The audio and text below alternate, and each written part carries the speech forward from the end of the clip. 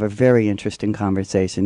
There are several topics that Alicia and I have considered in doing today, but we focused in on one of them, and which is, I think, that this whole nation, this whole world is going through a similar type of darkness with all that's going on around us. And please excuse me for a moment. I have a terrible lung congestion. I just didn't want to have everyone have to hear me. And so I think your conversation today was going to be what, Alicia? Let's go right into it. We'll talk about the dark hallway to destiny. And the reason why I call it the dark hallway to destiny is so that it sets everyone up for a realistic picture of what begins to happen when we put intentions out there for a purpose or a desired life that we want to come forth. Oftentimes you hear a lot of speakers and teachers and coaches, different leaders, are talking about fulfill your life purpose and destiny, and I too am one of those who talks a lot about that topic. However, sometimes what's not properly explained as we get others very excited is that sometimes when you are trying to cross over from one side to another, there's this transition point. And sometimes it can seem like it's a long, dark hallway before you get to destiny. And oftentimes we're ready to just live our purpose and jump from here to there and not be able to go through the process of what that gap does for us. And what happens during that time is that dark time is what develops us. I say let the darkness develop you. And for me, I do leadership transition coaching, and I specialize in taking individuals through a human butterfly experience where they're shedding their caterpillar status and gaining their potential to fly. Now, in the middle of that comes, as you know, what we call the cocoon process. And so individuals enter into that time of transition that is really sort of like a death to rebirth. Well, I think I think there is a book that I read and had the author on not too long ago, Awakening in the Soul Through Nature, I think is, I don't have the title correct, but what he does discuss in that is a similar situation you're talking about. In order to be able to really, how do I say this? In order to be really hold each moment, you must feel that the previous moment you died. Mm-hmm. Meaning that every moment is anew. Yes. And nothing is the same as it was. Right. And so many of us who have not faced death, I believe I faced death at an early age. And through that, I began to realize there was something more to life than what we were seeing with the naked eye. And in that, there is such a deep respect and desire to fulfill each day of my life with accomplishment of some kind that allows me to feel positive about where I am in my life at that moment. And I believe that's what you're talking about, is that the release, in a sense, of our predisposed thought patterns and beliefs, and that which is connected to attachments with our ego. Exactly. And ego is not a bad thing. No, not at all. And I have, some of when I began my journey into the who I am, that was a lot of the consideration was to let go of your ego. Well, I mean, we're human beings. Exactly. The ego is part of who we are. Right. So it's we just have to find that balance. There you go. It's not letting go of the ego. It's discovering the ego and how it involves itself with the decisions that we make in our lives. Yes, you're right. And that's what the experience brings forth. And when I talk about an experience of what they call the dark night of the soul, it sounds like it's scary. It sounds like it's something dreadful that you don't want to really move forward in. However, it is that experience, again, that will transition you. And it looks very different at different times for different individuals. Well, sometimes you need to die to a certain mindset. Yeah, I was going to pop in and say that also, too, if you could elaborate on the fact that when you say the dark night of the soul, that basically I can see the retraction. Oh yeah, The of course. retraction of that, myself, even with that, oh my God, where am I going to Yes. go? And then at this, Right. and that really is looking at those things about yourself that you least like, that are what you may call, or even if you can, even if you like them, Mhm. it may not be that which is unfolding to that which is for your highest and best good. Right. And Yes. in that, these acknowledgments of ourselves doesn't Mhm. mean that you're going to sit in a corner feeling low No. self-esteem, shame, guilt, and No. all of those restrictive emotions that, that come in when you're being condemned for what you've done. Right. But it's more or less, okay, I did this, and now I understand why, and how can I make that different? Yes, exactly. That is a huge aspect of that process. And what happens is during this time, your subconscious comes forth, and it brings up the hidden things that need to be healed. And so, oftentimes, let me give the good news about the dark night. The good news about the dark night is that if it is showing up in your life, that means that you are a person who is ready for great change, and it's really an honor. Now, I can say, coming out of dark nights, on the front end of that, entering into it was kind of a terrifying experience for me, but it was mental pictures and things that I sort of created for myself. Going through the experience, it was not as hard and difficult because I had prepared myself to some level because I was already aware that it was coming. But if you are experiencing transition and you have said, put an intention out to the universe that I am ready for significant change in my life, whether it's in a relationship, whether it's in your business, moving forward in your purpose, discovering new unknown paths, then what happens is in order for this life to be created, you said to the universe, I want this, and it says, okay, if you want this now, here's what has to show up, what has to be dealt with, so that when you move into this new life and this new birthing experience, you will not have the old identities and old patterns still surfacing to self-sabotage this new thing. And so that's why this experience happens. And I tell you, it goes again to the butterfly process. When we are in caterpillar status in our lives, we are crawling and struggling to survive. And I'm not necessarily talking about from an economical standpoint all the time. I'm speaking of which when we don't know which way to go, what we want to do, and it seems like everything we're trying to do is hard. We're struggling to even learn and discover who we are. We can only see things like head on and see the circumstance, and we don't have that panoramic view that when you become and emerge into a butterfly, you can see from a divine situation. You're looking down and you're soaring and you see things from a greater perspective. Like I said, a divine lens, where when you're down on the caterpillar status, it's hard to see the light of the new day and thinking, I have to do this, I have to do that, I keep doing this, I'm not accomplishing my goals, I'm not getting this right, my children aren't doing this, I don't know how I'm going to make it. That's the struggle and survival technique. But the cocoon process transitions you and breaks you down in like a chemicalization process, and we can go into that a little later, so that when you emerge to what I call a divine human butterfly, you'll be more in trust and thriving. I think that there was a simple little, again, really reflecting back to this book again, it meant so much to me in this book because it was it was taking from the indigenous people and the way the story had come up through their life. And it's about a little mouse who's in his little, what would you call his little group of little mices, his little society of little mices. Yes.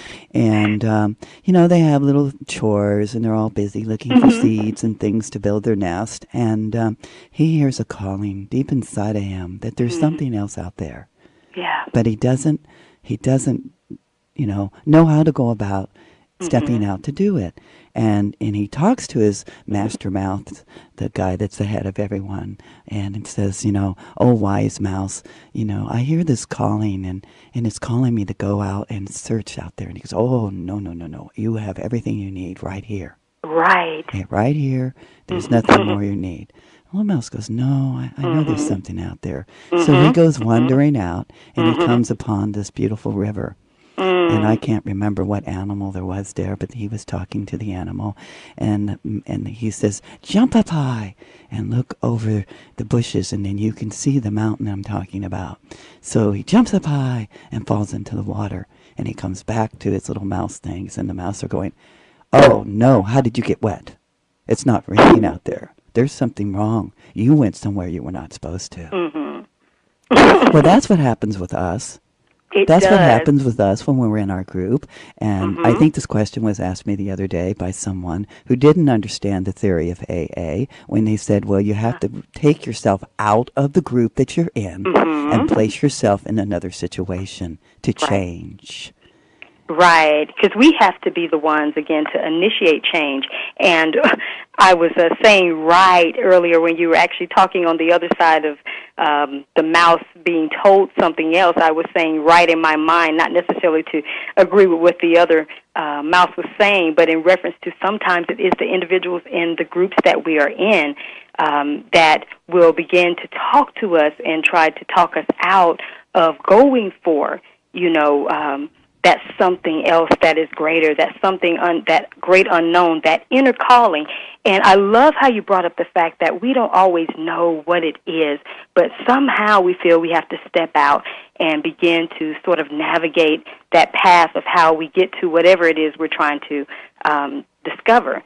And oftentimes individuals won't step out because of fear, because they're scared. The unknown can be a very, very scary place when you're going to it, and also it can produce that sense of loneliness because when we detach from others, or we, as I say, shed away what no longer serves our highest good, sometimes that can be a very lonely experience. I'll give you a real true story. For me, as I was going through a process of that emerging to something greater, everything that you would think about that showed up that necessarily I wasn't expecting, it didn't necessarily catch me off guard or by surprise, but it was just, oh, this is happening, where friends who had been long-term friends for years, started trying to talk you out of going down this road. And I had already been preparing them that this experience was going to happen. I was emerging into something else. I didn't know exactly what I would be once I come through this experience. They seemed to be on board, like, okay, yes, we'll be there to support you. And when the situation shows up, everybody goes the other way. And so it becomes that time where you develop that deeper self-love, that real connectiveness to the divine aspects of who you are, so that you can then emerge to something greater. And anytime a caterpillar enters into a cocoon, he doesn't go in with individuals, with other caterpillars. He goes in alone. And so caterpillars initiate that change for themselves. They are already encoded to become a butterfly. However, they have to make the determination to say, okay, I'm ready to stop crawling. I am ready to go into this process, no matter how dark and scary it may be. And oftentimes they don't even know what they're getting into, just like we ourselves, as what I call human butterflies, we don't know exactly what our situations are going to look like. However, I say that once you have come into a greater awareness, a higher level of consciousness, there is no such thing as going back the other way and saying, I'm just going to remain as a caterpillar. Life itself will not allow you to conform again to the old, because what will show up is once you don't make the change and start the transition, life will get even more, you become with more struggles, and you'll be wondering what is going on, and the universe will be just speaking to you because I'm trying to get you to emerge. I'm trying to get you to grow. This is for your own good, your highest good. And I need to step in and say that you are listening to Big Heart, Big Art. This is Susan King. This is 88.1 FM LCCR, serving all of this beautiful Lake Port and surrounding communities. And I have Alicia Waters, and we're talking about the dark side of the day. I call it dark side of the day because, Yes. today with all the news that's going on and everything that's happened within the last 2 weeks Yeah. I can't imagine. I am overwhelmed, so I can imagine that everyone else out there must be feeling all the overwhelmingness of what's going on in the world. And there's so much fear in, Right. nuclear radiation coming to the West Coast from China. Then we have Osama bin Laden, whose burial took place so rapidly. Right. Proof and evidence, and on and on and on. The floods in Tennessee and the tornadoes in Alabama. Yeah. I have family in Alabama. I mean, I have family in Japan, so it seems Right. like everywhere I go, I have family that are being affected by what's going on in this world around us. Now, I wanted to go into the second part of this story so you can elaborate on that as well. So the little mouse decides that he's going to go ahead and follow the calling. And so he goes beyond the lake. He finds a way to go across the lake. And he runs into a big, huge, beautiful buffalo laying on the ground, on his side, panting away, barely alive. He says, "Oh my, what a magnificent animal you are."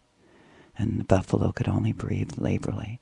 So the mouse thought for a few moments and thought and thought and thought, what could I do? And the thought came, well, if I give him my eye, he will live. So he gave him his eye. And up came the buffalo, his huge body, looking down at the little mouse and said, "Oh, you just gave me my life back. What a wonderful thing you did." And the little mouse says, "Well, that's the least I can do for such a magnificent animal as you." And the buffalo goes, "Well, because of this, I will take you to the big mountain where the spirit lies." Wow. So he took the little mouse underneath his hoofs, and off they went until they got to the big mountain. And the buffalo says, "I must now go back to where I was so I can lead others here." Mhm. Yes. Oh, that's beautiful. That is beautiful. That is a perfect segue to something I would love to address next. That was beautiful. The process that we go through, and it's interesting how you even brought up everything that's going on in the world right now, and it seems like it's could be considered a really dark time with a slight breakthrough of light in some regards. And here we are talking about the dark night of the soul. But the beautiful thing about the experience is once you go through, just like you were talking about the mouse being taken to that higher mountain, when we go through the process and we come to this higher place, we ourselves are then able to lead the way for others to be able to not fear the dark night, not fear that hallway between the gap between purpose and destiny. We are the individuals who are able to lead people based on our experiences. And that's why I love this form of work, because it allows me to take individuals from their current knowns to the great unknowns and fill that gap in between, that time that develops and prepares you. I've been called and followed my calling to do this, to lead the way so that others, too, can now step into the light and do what I call launch and land yourself. Because butterflies, they launch and they land. They launch and they land. I don't know why I'm just drawn to say this at this particular moment, but I did a meditation last Friday, and the meditation was because I'm taking an Amadeus shaman class, and that is the teachings of the Guarani Indians in central Brazil, and who occupy the rainforest. And the rainforest in their land is being mowed down by big corporations planting palm trees for palm oil for food, and sugarcane, where much of the sugarcane is being purchased by Shell Oil Company to produce ethanol in their gas additives. The plight of the Guarani Indians is that they're being booted off their land, and these are people who have lived in the rainforest without technology. For 6,000 years, it has been the goal of the Guarani Indians to find a land without evil. And in the rainforest, they found that land without evil. And now, unparalleled, unprecedented amount of suicides are taking place. From their plight of malnourishment, being misplaced, being moved off their land. And it is not the adults that are killing themselves. Right. It is the children. The children who have been given the thought that they will find that land with no evil. Why I brought that up is because their healing technique of psychic surgeries and energy work has been in this world for 6,000 years. And that has been taught from generation to generation to generation. And if we go through this abandonment of ego and allow ourselves to remove this conditional behaviors and belief patterns that we've allowed ourselves to absorb and become detached, where does that leave us? It leaves us in this innocent place of being, just as the Guarani Indians are, to unfold into who they really are. Exactly. And that's what we're all trying to evolve back to, really, is that innocent, pure state, that essence of love. And what I love to say is your divine essence. And I love to say I'm helping the people to transition into their divine essence. Let's say back into their divine essence. Back into there. Yeah, because that's what I realized yesterday by thinking. I mean, when I'm the next meditation I'm going to be doing is on detachment, and I think about detachment, meaning that to view things that are around you and happening without the expectation behind them that our ego would like us to have, which gives us a sense of who we are, and in the same sense.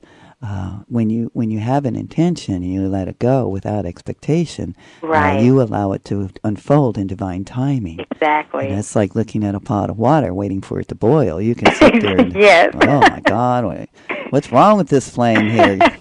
Or you can simply walk away, knowing that it's going to boil and that you will be alerted somehow just when that right time is to go back and check on it. Divine precision will happen, yeah. And, we have to trust the timing also, even on that note of our own evolution.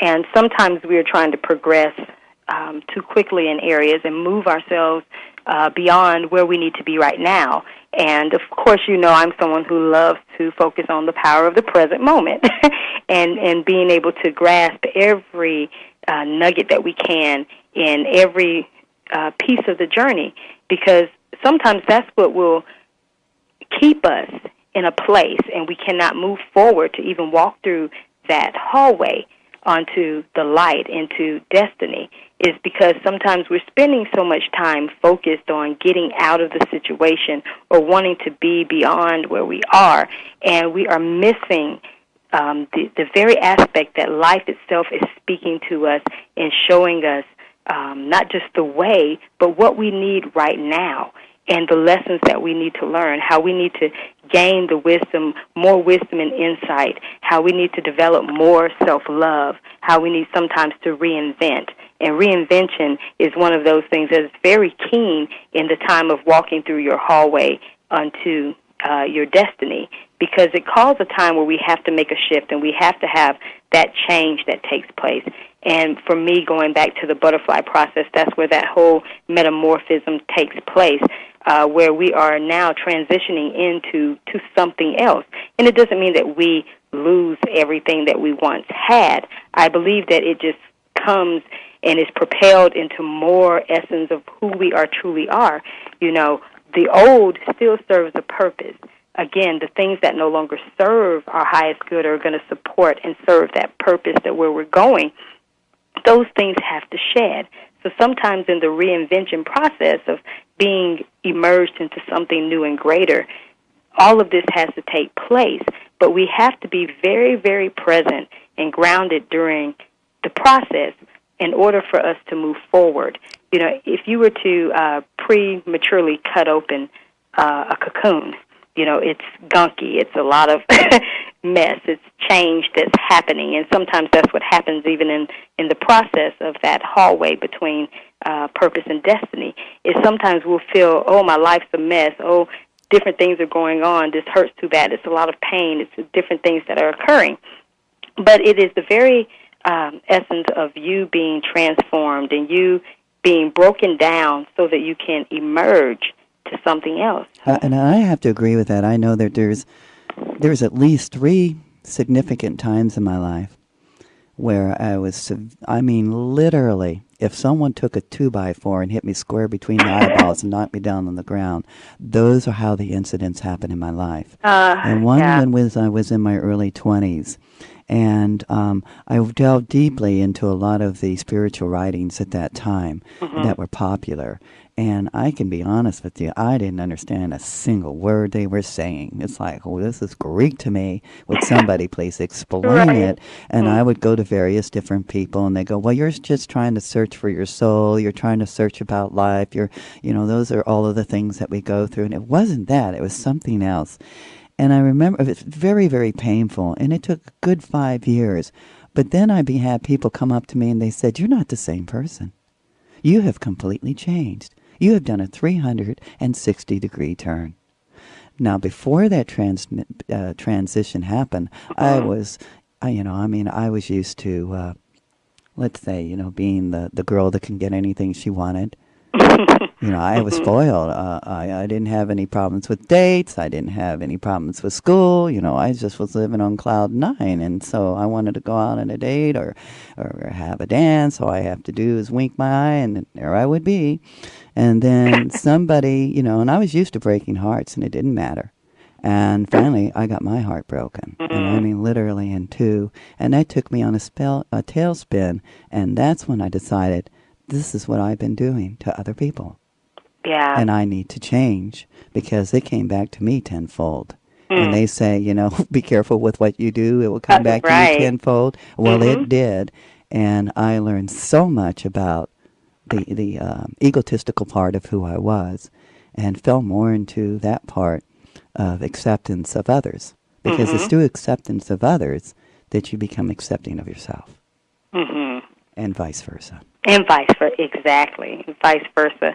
And, the good news about that is your realization, of that. And that's what our experiences and certain processes do for us. The universe is not presenting situations to harm us. It's just giving us a wake-up call. Pain is one of those things that's a wake-up call.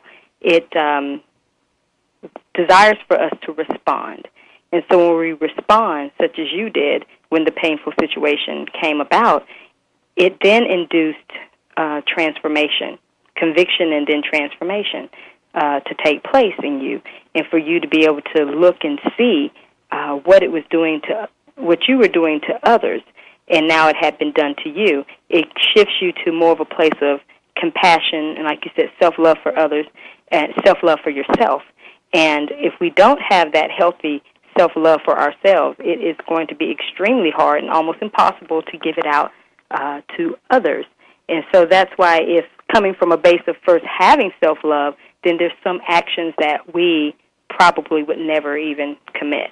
Well, it's amazing when you sometimes come across a person who's, real assured and confident and yet has a need to control and be on top and be noticed. Yeah. And, all of those boil down to insecurities. Absolutely. And it's not until you realize that, oh, my God, how insecure was I? Yes. And to shift that into a different perspective about what I thought about myself, where I didn't need to be noticed like that. And when I backed away from the need to be that way, things just started to appear, which makes me come to the third part of this story of this little mouse, where, as each location, as he progresses and he goes to, he discovers so much more to do, so many more wonderful things all around him to keep this little mouse busy. And he's like a little kid in a candy store as things open up. And so the next journey is that when he gets to the mountain, he's, partially blind now, and he runs into this wolf. And the wolf is beautiful, magnificent animal. And he goes, who are you? And the wolf goes, I don't know. And he goes, well, I know who you are. You are a wolf. And he goes, oh, I'm a wolf. Oh, I'm a wolf. Oh, how wonderful. I'm a wolf, wolf, wolf. Then he forgot again. I don't know who I am. So the little mouse says, I need to sit in my heart and what I can do for this magnificent animal. And he says, I know. I have to give him my other eye. So he pops his eye out. The wolf comes back and realizes who he is. And tears are streaming down the wolf's face because he knew that this little mouse gave up his sight for him. And he says, little mouse, I will take you to the mountaintop. And I will protect you until you get there. Now, all this time, this little mouse is afraid of the eagle that's flying in the sky. Because if he knows that the eagle sees him, he will be eaten. Right. And he will lose his life. So the wolf takes him to the top of the mountain. And as it's there, the wolf says, I must go back now and help others to come here. Yep. And the little mouse is cringing, fearful now because he can hear those eagles above him. And then suddenly, an eagle comes and he falls to sleep. And then he awakens. And there's a little critter next to him. He goes, I'm alive. And the little critter says, oh, yeah. He says, all you need to do is jump up and just jump up. So he jumps up and there he goes into the sky and he realizes he's the eagle. Wow. And he can see everything. He can, oh, wow. Wow. That's that panoramic view, that divine view of when we reach a certain level, a certain place, we see things from that bird's eye, that eagle's eye perspective. And along the journey, we are so fearful about what we think can happen. And oftentimes, we don't even know the things that we perceive in our mind or we create. We don't even know that those things will ever really, truly manifest into truth. However, it's about still having that courage to keep on making the steps towards what it is that you desire and inspiring others, along the way. And sometimes, Susan, I know we feel like we've had to give up our eye or so that someone else can be liberated. And sometimes what happens is our struggles and things that we go through, we have given a lot of our time and life and what we perceive as loss. I think anything that's lost is always the potential to gain more, and it doesn't matter what the area is. But it's our struggles and our trials and our overcoming obstacles that give sight to others, where they don't have to experience some of the things that we have had to experience along the way in this journey. And it's okay. It's definitely okay to drop this facade and say, I am vulnerable and I am open. And yes, I've made these mistakes, and so be it, because I don't regret making these mistakes. No, without your past, you wouldn't exist. Every human being makes mistakes from the very moment that they come into this life. Absolutely. And, that's a learning process. Right. And that's what sends us on the journey, right? Exactly. I mean, if we knew everything when we came out, we wouldn't need to be here. No. We could go right next to the next step of where we were supposed to be going. Exactly. And again, you're listening to KPFC. This is Big Heart, Big Art, and this is Susan King. I'm talking to Alicia Waters, and we're talking about the dark night of the soul and what it takes to transform and maybe move ourselves to the other side. Yeah. Yeah, it's an exciting thing, Susan, and the reason why I even bring the dark night up or the hallway to destiny is because of the false expectations that have been set up for individuals, and that's why individuals are so discouraged when they are stepping out, trying to either start a business or trying to form something new, trying to try a new idea, a new job, a new relationship, and they see that things are just not working out. And it's because a lot of our, self-help books and different things are talking about, live your dreams now, do this, and there's a million teleclasses going on, and, I teach some, and I participate in a lot of them. And it's like, you need this before you can do this. You need this before you can do this. If you get this, your business will be just right. If you do one more healing technique, you'll be whole. And, for me, entering into yourself and coming out is what for me, is producing the greater levels of wholeness, and also elevating to the next level of greater purpose and greater service. Well, how can you actually be a leader? I mean, because I agree. I also have a coaching and leadership. How can you be a leader if you're leading from that place of fear?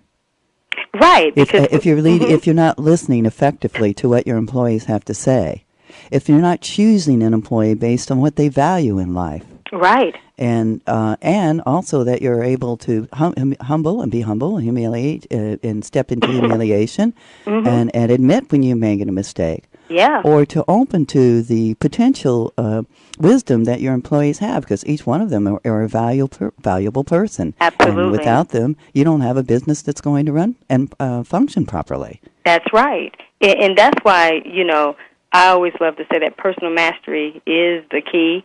Especially for leaders. That's why in my work, doing leadership transition coaching, I love to deal with leaders or potential leaders, people of influence or who are emerging into influential people. I believe all of us have the potential, to lead.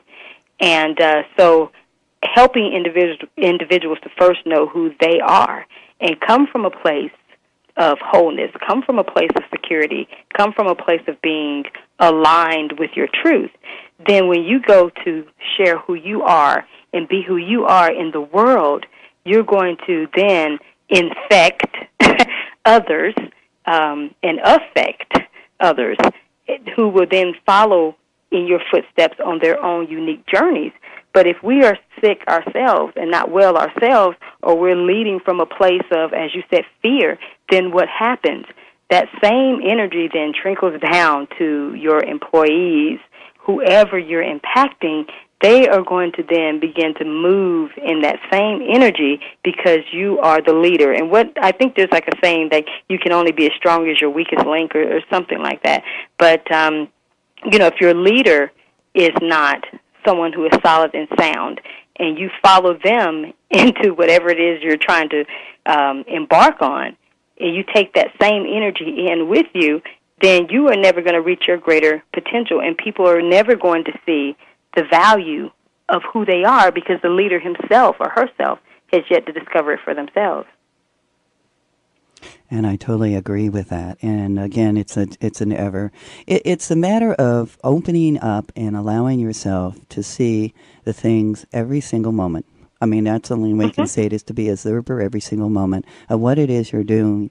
And there's just so many things out there to open our expansiveness. Absolutely. And to we are so without excuse, right? Oh, we are. Oh my goodness! Even this broadcast, even this program, and not just the one that's going on now that we are having our dialogue in, but every time you come on the air and you bring individuals to help advance others, your audience becomes accountable to move forward and make the shifts and the changes that they need in their lives. So we are always universally supported for our highest good. It's just up to us to be able to take what we hear and what we learn and then now bring it into real time and allow it to emerge to what it needs to become. Well, I'm a little stuck there because I was thinking about there's many times when I've heard people, have I can tell you I went to just about every single type of self-motivation, sales presentation in my life as being a mortgage broker. And I remember sitting in one of the classes that my employer paid for, and it was $100 to sit in this workshop per person. And this guy was up on stage talking about how much money he made. He didn't go really deep into the technique or anything, just about how much money he made. And I looked around and I said, there's like 100 people here, 100 times 100. And he does this every day. No wonder he's making money. He's making money telling people how rich he is and goes on to the next. And what did I get out of it? And what did you get out of it? Absolutely nothing. Right. A little booklet that, that told me how great he was, and that you could buy his other book that would give you the techniques. And it was like, Why this came up, I don't know, but I think there's a lot of bogus things out there. That's what it is I Right. want to say. There's a lot of bogus things out there that you can go to class after class after After class class, and yes. not get your success that you need until Oh you my goodness. dig Been down there, done into, that. yeah, there it is, until you dig down into the bad habits, the bad thoughts you've had, the Right. beliefs you have, all of these underlying factors that keep you stuck as well as the progress of your company Right. stuck. You go into yourself and come out. You go into yourself and then be, really. So That you're listening to KPFC 88.1 FM. I didn't know if I just said this, but yeah, here we are again. Go ahead. Yes. But, Susan, again, even everything that we're talking about, and like I said, we may be talking about a subject that may not be very comfortable to individuals, but this is the perfect time to embrace whatever situation is happening around you. And if it's dark, it's really the most magnificent time to step into it. And I can say this from experience because really for the last 3 years, I have been in a transitional state of taking on many forms and shapes, and actually really just falling into really the true form of who I am emerging to for this next phase of life. And so the darkness is not, like I said, a bad thing. We come from the womb of darkness into this world. Diamonds are in the darkest parts of the earth, and they have to have pressure on them to be extracted for them to come forth. And so that's what this process does. And again, it looks very different for every individual. It's not as dark or hard. I've had transitional points where there were sometimes I felt totally cut off from source. And then there were other times where it was just, like I said, a time of deprivation, or it was a time of real, I don't want to say evil, but a time where, individuals were turning their backs on you, different things, or things just were not working out. You tried to launch something, and everything you put your hand to just seems not to work. But what I discovered was during that time, it really sent me into hyper creativity. And next thing you know, I could create all of these things, even though nothing was really happening with them at the time, but I was in creative mode. I was creating more under painful situations, completing projects, finishing books, doing different things under more stressful, painful situations than when everything was just hunky-dory and easy-going. And so that's when, for me, I discovered, and I'm actually writing an article on this, that your pain propels you. And what it does is it's that pressure on the coal producing the diamond. And so it's the painful situations that bring things forth for us. Now, pain is something that's inevitable. Now, suffering is optional. I think that, we can make ourselves go through suffering. That's not necessary if we just allow, again, that darkness to develop us. The darkness is a good thing. It is a good thing. It takes courage to walk through that hallway to destiny.